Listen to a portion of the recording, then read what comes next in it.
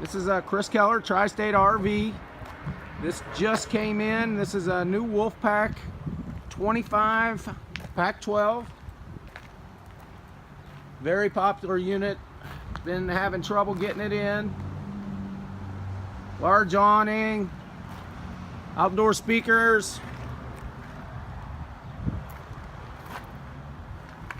Take you around the outside a little bit. This unit is gen prepped. Generator box here. Fuel station. Outdoor shower.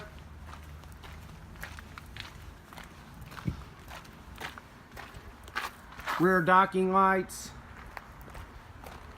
There's your second garage entrance. All right, let's head inside. Fireplace, entertainment, TV mount there. The Thomas Paine furniture with the heated and massage recliners.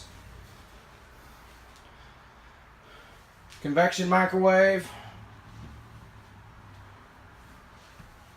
Good pantry there.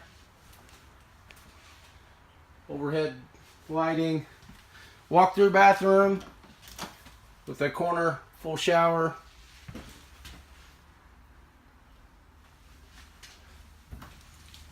This has got the Happy Jack couches turned into a bed there. It does have the patio system with the overhead bunk there.